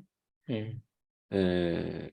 그리고 이제 대마초, LSD 이런 약품들이 사람들 간에 그 유대감을 강화시켜주는 하나의 기분 전환제라는 게 실험 결과 나온대요. 그러니까 이 대마초를 피면 옆에 있는 사람들이 자기 친구처럼 느껴지는 거지. 음. 그것 때문에 이제 연예인들이 이렇게 대마초를 피는 거고 봐요. 그 LSD라는 약품도 그렇고, 심지어는 자기가 세계의 일부라는 그 느낌이 든대요. 그게 아, 괴리감이나 이렇게 외로움을 느끼는 게 아니라, 그러니까 연예인들이 아마 그런 감정이 많은 것 같아요. 이렇게 팬들의 사랑을 받다가 무대에서, 왜 연극이 끝난 뒤 뭐 그런 노래도 있잖아요. 그런 것처럼 연예인들은 무대 공연 때는 막 그냥 세로토닌, 뭐 도파민 이런 게 분비가 되면서 이 뇌가 황홀한 그 지경까지 올라가는데, 쫙 무대에서 내려와 가지고 팬들도 없고 그 적막한 그 무대 뒤로 이렇게 나가면은 그렇게 막 미치도록 외롭고 막 우울하고 막 이러대요. 탑 가수일수록 그게 더 심하다네. 그래서 그걸 못 견디고 자살하는 사람들도 있고, 그거를 이기려고 대마초를 피고 아마 그러는가 봐요. 음. 그게 이제 도파민, 세로토닌 이런 거를 자극시켜서 분비시켜주는 역할을 하는 거죠. 도파민이 이게 각성제 있잖아요. 기분 되게 좋게 만드는. 그러니까 섹스했을 때의 절정감을 느끼게 해주는 게 이게 바로 도파민인데, 이거는 우리 생명에 유리한 거, 그러니까 생존과 번식에 유리한 거는 이 도파민을 분비를 해주죠. 우리 뇌에서. 근데 이거가 안 나오니까 이게 약물로. 담배도 약간 그런 성질이 좀 있는 것 같아요.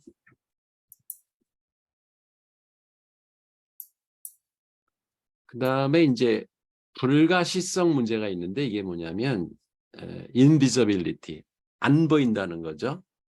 나의 세계만 보이고 다른 사람의 세계가 안 보인다. 그래서 이게 이제 1, 2장에서 얘기했던 인지적 착각 현상의 하나인데 자기 자신 평가할 때는 그건 뭐 상황에 따라 내 마음은 이럴 수도 있고 저럴 수도 있어. 이렇게 자기를 정당화시키는데 남이 보여주는 행동은 쟤는 원래 저런 놈이야. 이렇게 평가하는 성향이 있대요, 사람은. 그러니까 자기는 되게 관대하게 보는 거지. 나는 원래 내성적인데 어떤 때는 외향적으로 내가 행동을 보일 때가 있어. 그걸 다 그 상황 따라서 나는 이럴 수도 있고 저럴 수도 있어. 그리고 자기를 계속 합리화시켜 나가는 그런 경향이 있는데 다른 사람이 이 사람은 뭐 다른 사람들이 온화하게 대하고 뭐 정서적으로도 안정돼 있는 줄 알았는데 갑자기 화를 확 내고 그러면은 제 원래 본성이 화내는 놈이구만 이렇게 본 그런 성향이 있다는 거예요. 그러니까 상대방의 어떤 특성을 안 보이기 때문에 나는 내 안에도 있으니까 내가 다 보이죠. 나는 비저블한데 타인은 인비저블한 거죠. 보이지 않는 거야. 그래서 그렇게 겉으로 보이는 것만 가지고 상대를 평가하는 경향을 우리가 드러낸다는 거죠. 이거는 사실 사회관계에서 좋지 않다는 겁니다. 인간관계를 유지할 때. 그러니까 하나의 인지적 착각일 뿐이고 상대방도 사실 상황에 따라 저렇게 화를 낼 때도 있는 거지 이렇게 이해하는 게 맞다는 거죠. 그 다음에 이제 귀인 오류라는 게 나와요. 귀인 오류라는 게 이제 돌아갈 귀자예요, 이게. 귀인 어디에다가 원인을 돌리느냐. 귀인. 그러니까 원인 파악을 잘못하는 게 귀인 오류예요. 그래서 Fundamental Attribution Error 이 책에는 기본 귀인 오류라고 분석을 했더라고요. 이거를 Fundamental을 기본 Attribution Error 이렇게 해서 기본 귀인 오류라고 그랬는데 이건 학술 용어상 안 맞아요. 근본입니다. 근본. Fundamental은 근본이라고 번역을 해야 되고 그래서 근본적 귀인 오류를 우린 저지른다. 우리가 사람을 행동할 때 두 가지 설명 요인을 가지고 하는데 기질적인 것과 상황적인 것 이 두 가지를 갖고 우리가 사람을 판단한다는 거예요. 그러니까 기질은 원래 인간은 그래. 쟤는 원래 저런 애야. 이렇게 보는 게 이제 기질적인 거예요. 이건 평생 그 사람은 변하지 않는다고 보는 거죠. 그러니까 화를 잘 내. 쟤는 원래부터. 쟤는 뭐 뻑커먼 눈물을 질질 짜고 울어. 뭐 이렇게 생각하는 게 다 이게 기질적으로 사람을 우리가 보는 거예요. 어떤 행동을 보일 때 쟤는 원래부터 저렇게 못됐어. 뭐 이렇게 보는 게 이제 기질적으로 사람을 설명하는 건데 또 하나 이제 상황에 따라서 그럴 만하니까 그랬지. 우리가 사람의 어떤 행동에 왜 저런 행동을 했을까라고 판단할 때 이 두 가지로 우리가 생각을 한다는 거죠. 하나는 기질이 원래 그래서 그렇다고 보고 하나는 상황이 그럴 수밖에 없는 상황이었기 때문에 저러는 거야. 그러니까 내 편의 사람들은 상황적으로 설명을 많이 하고 다른 사람을 행동을 평가할 때는 기질적으로 보는 경향이 있다는 거예요. 인간이.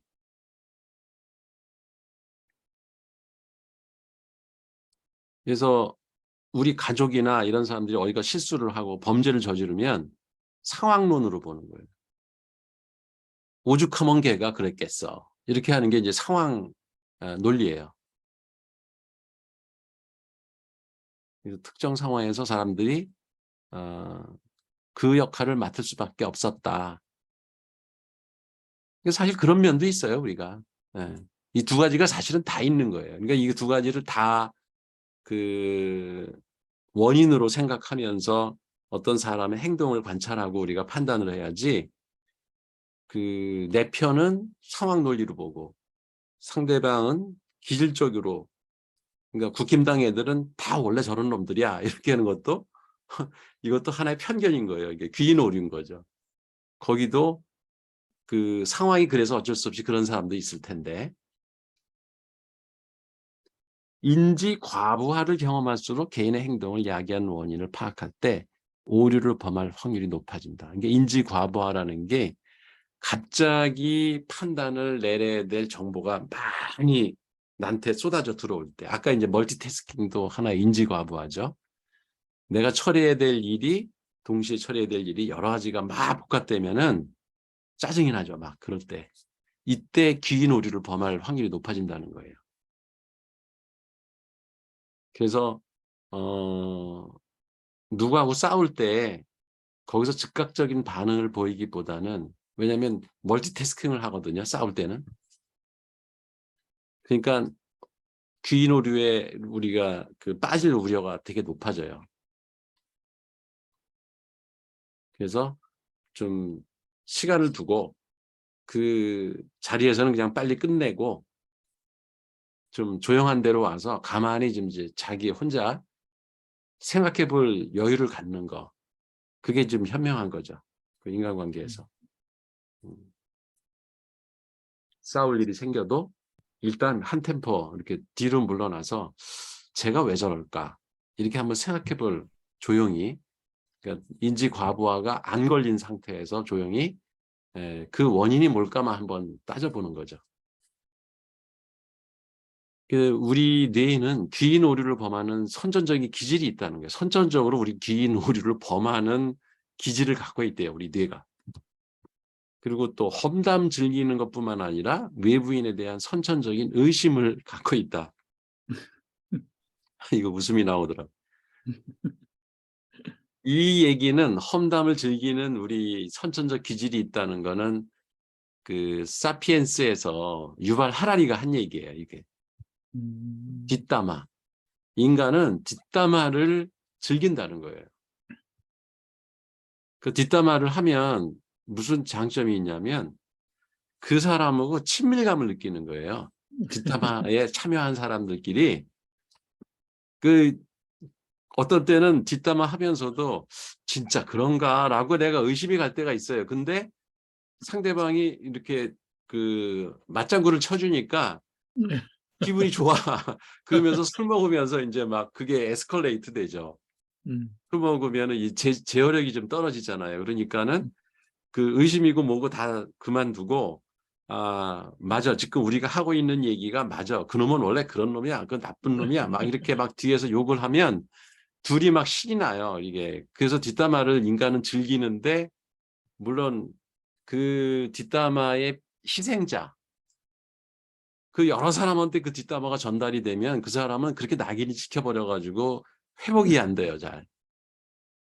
그죠? 그 학교에서도 그 언어폭력이 일어나는 경우가 이제 왕따시키는 게 바로 그 뒷담화의 그 악영향인데, 근데 그런 이제 나쁜 그 원인이기도 하지만 이 그 뒷담화라는 게 그 협력을 하는 인간 사회에서는 그 뒷담화가 되게 큰 역할을 했다. 그게 유발 하라리의 그 인간의 하나의 인지혁명 가운데 일어났다는 겁니다. 그 동물이나 이런 걸 같이 공동으로 사냥을 할 때 뒷담화가 없었다면 그 협력 관계라는 게 형성이 되지 않는다는 거예요. 그러니까 소를 잡다가 이제 뭐 다칠 수도 있겠죠.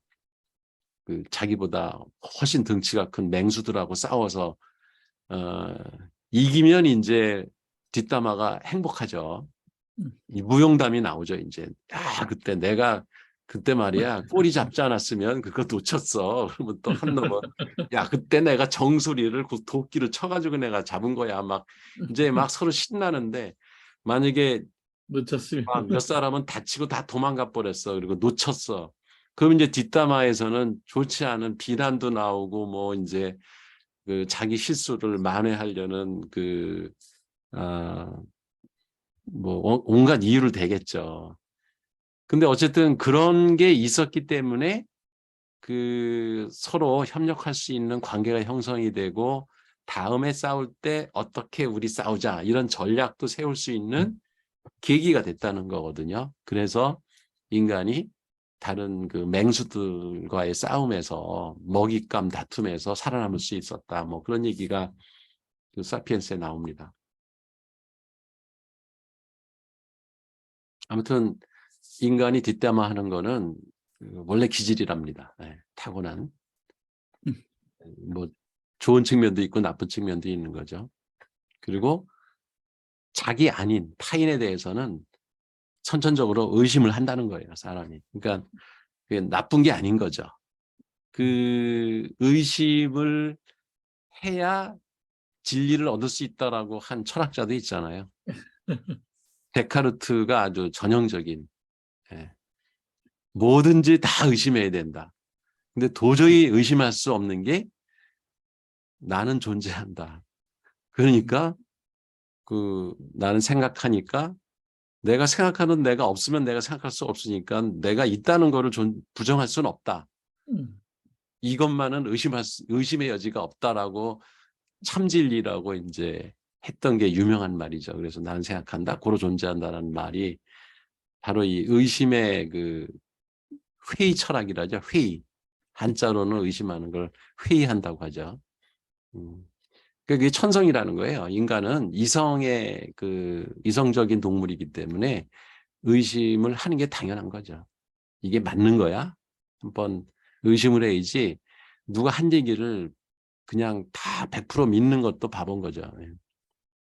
그래서 이건 선천적인 우리 기질이다. 그 다음에 또 이제 인간관계에서 그 영향을 미치는 게 이제 편향 기반 추론. 편향 기반 추론. 이게 이제 outcome bias based. 이게 무슨 얘기냐면 결과로 원인을 거꾸로 추정을 한다는 거예요. 원래 인과관계라는 게 원인이 먼저고 그다음에 그 원인 때문에 결과가 나오는 거거든요. 근데 많은 사람들이 결과를 보고 원인이 이랬을 거다라고 거꾸로 원인을 추정해내는 성질을 가지고 있어요. 인간은. 그거를 일종의 편향 기반 추론 그 바이어스를 갖고 있다는 거죠. 그래서 어떤 행동의 원인을 추론할 때 결과를 보고 판단하는 경향이 있는데 그 원인이 아니야, 잘못된 거야 라는 게 밝혀져도 어떤 결과를 그 원인 때문에 나타났다고 계속 믿는데요. 사람들은. 음. 그러니까 이게 이제 정치인들의 행동에 대해서 그 예측을 할 때 이 성향을 많이 보이거든요. 그러니까 예를 들어서 우리가 선거를 할 때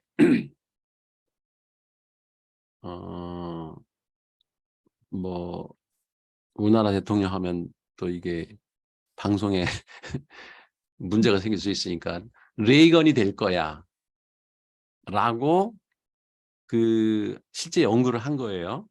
레이건이 대통령에 당선될 거야 라고 그 선거 전에, 그러니까 투표 전에 그 패널들을 구성을 해가지고 여론조사를 했어요. 그러니까 패널이라는 거는 그 사람을 다음에 또 물어보는 거를 패널이라고 그래요. 그냥 여론조사는 일반적으로 한 번 묻고 말아요. 근데 이제 패널 여론조사는 그 사람의 전화번호를 기억을 하고 있다가 한참 시간이 지난 다음에 똑같은 질문을 해서 그 전과 후를 비교하는 거를 패널 여론조사라고 하거든요. 그래서 한 10,000명한테 물어보는 거예요. 10,000명은 이미 전화번호가 확보된 사람들이에요. 그 사람들한테 너는 이번 선거에서 누가 대통령이 된다고 생각하냐? 그러면 레이건이 될 거다라고 대답한 사람이 예를 들어서 35%였어요. 근데 뚜껑을 열어보니까 레이건이 됐어요. 대통령이. 그 다음에 여론조사를 또 했어요. 똑같은 사람 10,000명한테. 너는 한 달 전에 여론조사할 때 그 누가 대통령 될 거라고 생각했냐? 라고 이제 과거 회상을 해서 물어보면 한 70%가 나는 레이건이 될 거라고 예상했다. 이렇게 대답을 한대요. 즉 결과가 원인에 영향을 미치는 거예요. 근데 시간적으로 원래 원인이 결과에 영향을 주지 결과가 원인에 영향을 주면 안 되는 거거든요. 근데 인간은 그런 편향을 가지고 있다는 거예요. 그래서 어떤 결과가 나오면 대세에 그 편중하려는 게 있다는 거죠. 그렇죠. 그 결과를 중시하는 거예요. 여론조사가 그게 중요한 거네. 그게 이제 지난 다음에 그럴 줄 알았어 우리 보면서. 그러는 거야. 예. 그래서 그 강자의 논리가 이긴 놈이 그래서 역사를 바꾼다고 하는 게 쿠데타를 일으켜도 그렇게 반대하고 대번을 하던 사람들도 일단 쿠데타로 정부가 들어서면은 뭐 그럴 수밖에 없었어. 그 군부가 장악을 해야지 이거 민간한테 정부를 맡겨놨다가 나라 망할 뻔했어. 막 이렇게 생각하는 사람들이 늘어난다는 거예요. 음, 그러니까 지금 그 일제 그거 강점 그거를 갖다가 합리화시키는 애들이 되게 이런 편향 기반 추론 논리에 빠져 있는 애들이에요. 얼마나 그런 놈이 많았겠어요. 그 조선 말에 선비들이 다 썼고 뭐 왕도 그렇게 형편없어 가지고 이 나라 망하는 게 쌌어. 막 이렇게 논리를 폈을 거라고요. 그 을사오적들이 다 그랬던 놈들이잖아. 근데 그거를 지금도 믿는 사람들이 있다는 거죠. 그게 이제 결과 중심으로 세상을 보는 그런 편향성을 인간이 가지고 있다. 그게 오류라는 게 알려져도 역사적으로 이미 다 밝혀졌는데도 그냥 그렇게 결과가 났으니까 그런 게 원인이 아니겠어라고 믿는 거죠. 그 비슷한 게 이제 자기 설득 논리인데 사람들은 자신이 경험하는 생리적 상태 이거하고 일관성 있는 믿음을 만들어내기 위해서 상당히 노력을 한대요. 그러니까 이를 일단 그렇게 한 다음에는 이 과정 결과가 오래 지속되도록 변화에 저항을 하는 거예요. 자기 정당성을 확보하기 위해서 자기가 틀렸음을 아는데도 그 거부하는 거예요. 자기 설득 논리인 거죠. 이제 자기 정당한 논리를 인간은 갖고 있다. 또 비슷한 게 이제 믿음 보존 성향, 믿음 보존, 믿음 자기가 믿고 있는 거를 그 어긋나는 증거들이 나타나도 자기 믿는 게 옳다라고 계속 요새 뭐 나는 신이단가 뭐 그 영화에 그 등장하는 그 사이비 종교 교주가 이걸 교묘하게 이용하는 거죠. 험담도 사실 마찬가지거든요. 험담에 참여하면 타인과 유대가 강화된다고 생각하고 그 욕하는 사람보다 자기가 우수하다고 이렇게 착각을 일으켜요.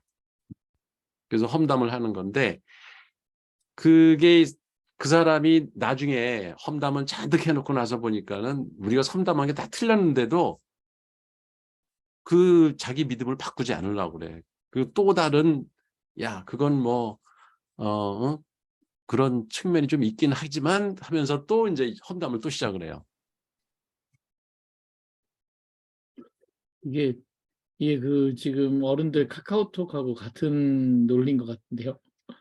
계속 그 카카오톡으로 강화되고 그래서 그거를 그 믿음을 계속 서로 공유하고 흔들리지 않는 어떤 지지층을 만드는 것 같아요. 카카오톡. 태극기 부대가 전형적으로 이 믿음 보존 경향을 활용을 하죠. 네. 야, 근데 사실 그럼에도 우리도 약간 이런 경향을 보여요. 우리가 대화할 때. 그치.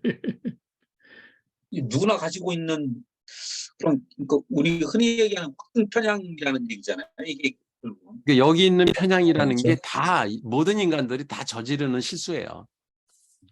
그러니까 그래서 이거를 알면 이런 게 인간이 원래 이렇다는 걸 알면 그러면 좀 이런 거에서 좀 벗어날 수 있는 거지. 어떤 그 사회 현상이나 어떤 사람을 평가할 때 이런 오류를 우리가 저지르기 쉽다는 거를 이해하는 게 중요한 거죠.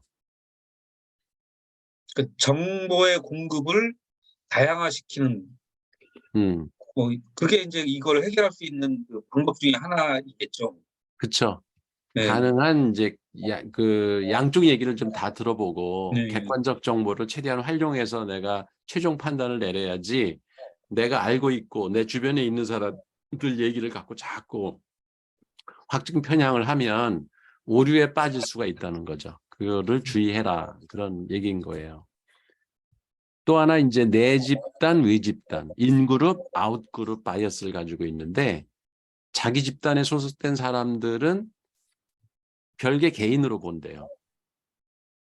그러니까 이제 민주당 사람들은 민주당 식구들을 대부분 면면을 알잖아요. 만나봐서 알고 개인적으로도 친분이 있고 하니까 아, 저 사람은 저런 특성을 가지고 있고 이 사람은 이런 성향을 가지고 있고 그래서 어떤 행동을 보일 때 그걸 개별적으로 보는 판단하는 그런 경향이 있는데 반면에 다른 집단, 예를 들어서 국힘당 사람들이 어떤 행동을 보이면 거긴 덩어리로 통째로 그 판단을 한다는 거예요. 원래 국힘당 놈들은 다 저래 이렇게 그냥 싸잡아서 그 사람들을 평가하는 그런 경향이 있다는 거죠. 이 앞에 것들은 내가 쭉 봤는데 이 내집단 외집단 편향은 이 책 보면서 좀 처음 봤어요. 그래서 저도 이 책 읽으면서 나도 이런 성향이 좀 있구나 하는 생각이 들었어요. 그게 왜 그런가 원인을 살펴봤더니 우리 뇌의 그 전전두엽 피질 그 안쪽에 거기에 뭐가 있냐면 자기 자신이나 자기와 닮은 사람 이게 이제 거울 뉴런 같은 거거든요. 미러 뉴런이라는 게 있는데 인간은 이 복제 본능이 있어요. 그 동물들 원숭이나 침팬지, 오랑우탕 이런 유인원들이 공통적으로 가지고 있어요. 어떤 그 상대가 포유류도 대부분 가지고 있는데 다른 동물이 자기와 유사하게 생긴 동물이 하는 행동을 복제하려고 그래요. 자기도 모르게 따라해요. 그래서 가정교육이 중요하다고 하는 게 부모가 하는 행동을 애들을 그대로 따라합니다. 어렸을 때. 그게 그 거울 뉴런 때문에 그렇거든요. 그게 전전두엽 피질고 그 안에 그런 기제가 있어요. 그래서 자기 자신이나 자기와 닮은 사람에 대해서 생각할 때 그게 흥분이 된대요. 이게 활성화가 된다는 얘기죠. 그런 뉴런이 집단이 있어가지고 그 fMRI 이런 걸 찍어보면은 그게 활성화가 된대요. 근데 이제 자기하고 정 다르다. 그러니까 어린 남자애들 있죠. 우리 그 손주들이 다 손자인데 제 애가 다 아들이에요. 얘들이 아주 분명하게 할머니보다 할아버지를 좋아해요. 그러니까 남자를 좋아한다고 이제 그런 얘기들을 많이 하는데 이게 이 바로 내 집단 외 집단 편향이 어린애부터 그렇게 있는 거예요. 같은 성별을 가진 사람을 어린애들이 선호합니다. 근데 이제 커지면은 인간 관계에서 형성된 걸 가지고 판단을 하죠.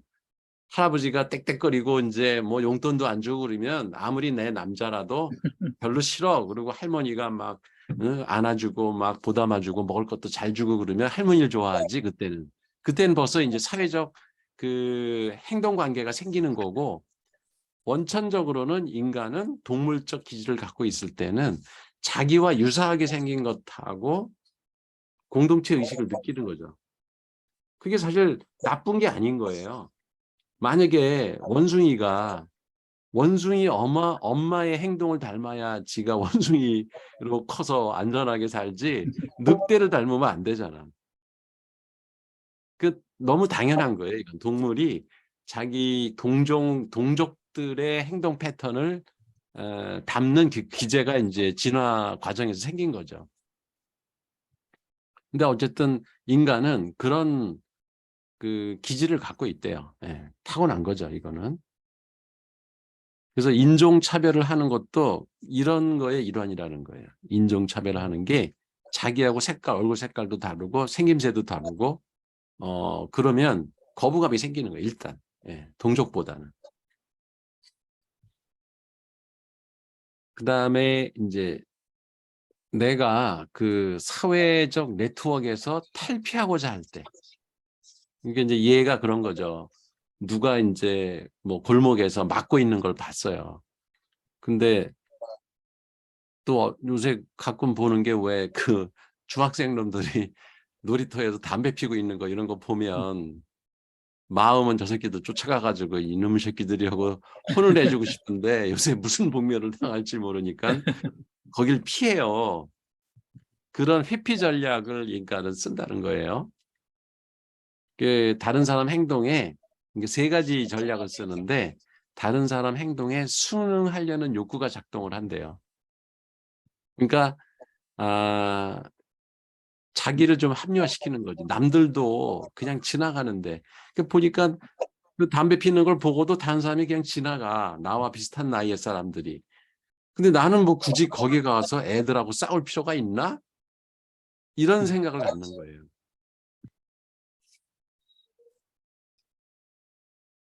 그게 이제 회피 전략 첫 번째고, 두 번째는 타인을 기준으로 자신의 행동을 살펴보는 경향, 즉 비교하는 거예요.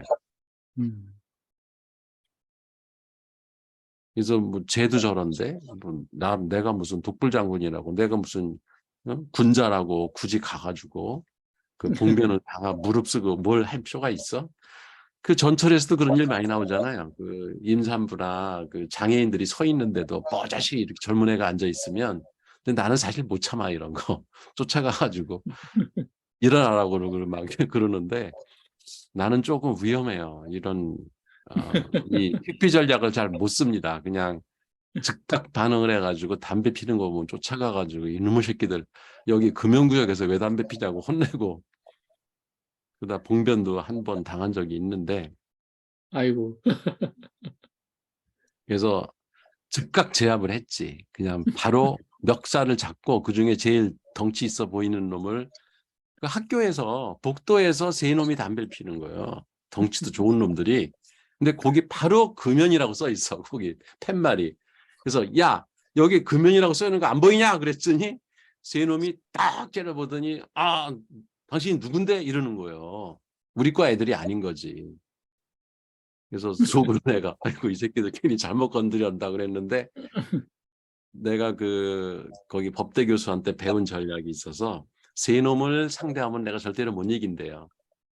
근데 그중에 제일 좀 등치도 좋고 센 놈을 내가 멱살을 딱 잡았어. 그랬더니 당황을 하더라고. 그래서 끌고 교실로 들어갔어요. 그리고 문을 닫아버렸지. 두 놈 못 들어오게. 그랬더니 이게 이제 얘가 혼자가 되니까 1대1이 되니까 바로 쫄더라고. 그래서 너 어느 학과 이름 뭐야? 그랬더니 이 자식 무슨 이게 족보 같아요. 갑자기 무릎을 꿇어요. 그러면서 죄송합니다. 한 번만 봐주세요. 한 번만 봐주세요. 사실 이게 규칙에 어긋나거든요. 금연구역에서 담배 피면 제적까지는 안 당해도 일단 격리 수용할 수 있어요. 정학까지도 가능합니다. 심한 경우에는. 그러니까 어서 주워 듣긴 했을 거야. 이게 공공장소에서 담배를 또 금연 표시가 있는데 핀 거는 명확하기 때문에 규칙을 어긴 건 맞아요. 그러니까 얘가 자기 관등생명 대라고 그러니까 바로 쫄고서는 그냥 바로 빌더라고. 그래서 그렇게 제압을 해버린 적이 있는데, 나도 좀 위험해요. 좀 못 봐요. 그런 거를. 그냥 회피해야 되는데 그걸 못 합니다. 세 번째는 책임감을 분산한대요. 그러니까 막 여자가 이제 실제 이게 맨하탄 거리에서 일어났던 사건이 있어요. 설득의 심리학 거기 책에 그 얘기도 나와요. 이건 아주 유명한 사건인데 필라델피아에서도 그런 사건이 있었고, 실제 사람이 죽어가는데도 아무도 도움에서 경찰에 신고도 안 하고 거기 가서 범죄자한테 덤비지도 않고 그냥 다 방관하고 다 지나갔다고 하더라고요. 시뻘건 대낮에 그것도. 그게 책임감 분산이에요. 내가 아니라도 누가 신고했겠지.